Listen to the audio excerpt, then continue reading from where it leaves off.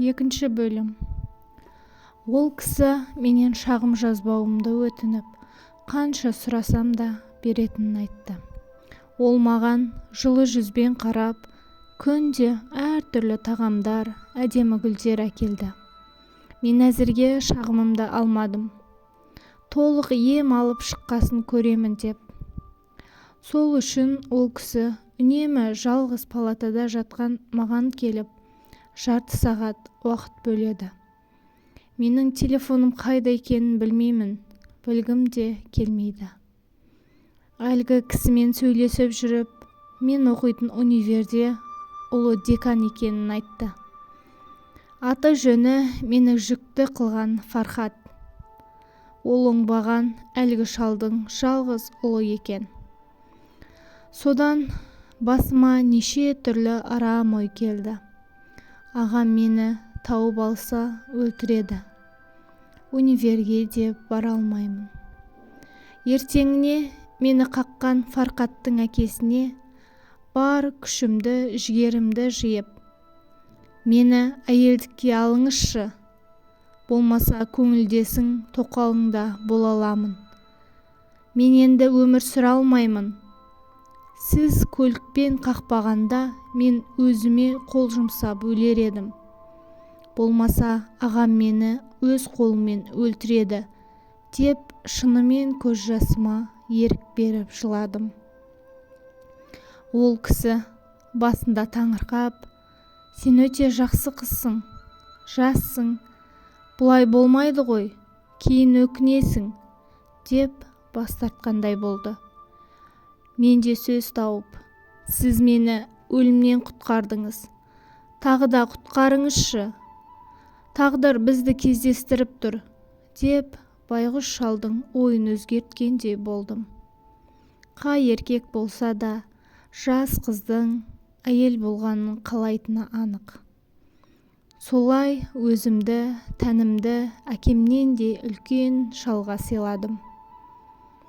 Бәрі Фархаттан кек алғым келеді. Оның іші күйсін, қызғансын, менен айырылғанынан өкінсін деген ашу-ыза. Фархаттың әкесі бизнесмен кісі. Менен басқа көңілдесі өте көп. Мен де солардың бірі болдым. Фархаттың әкесіне үйленем деп ойладым, сөйтсем ол жалған құжат екен. Сосын ол Фархатпен тұратын үйге апармады, тек жеке пәтерде тұрғызды. Ал шалдың көңілдесі болу бұл мүлдем басқа сынақ болды. Бәрі оңай сияқты көрінгенімен, өмір шындығы мүлдем өзгеше болып шықты. Ешқандай артық ақша бермейді, сыртқа да шығармайды. Уақыт өтіп жатты, ал мен 1 жыл бойы үй тұтқыны секілді өмір сүрдім. Әрбір күнім бір сарында еш өзгеріссіз өтетін. Түндерім де терезеден аспанға қарап, еркіндік туралы арман еттім. Бірақ еркіндік тым алыс көрінді. Ақыры бір күні шыдамым таусылды. Бәріне қолымды бір сілтеп үйден қашып кеттім. Ағаларымның алдына барып, тізерлеп тұрып кешірім сұрадым. Олардың жүзіндегі таңданыс пен ренішті көру қиын болды. Бірақ олар мені кешірді. Бұл мен үшін үлкен жеңілдік еді.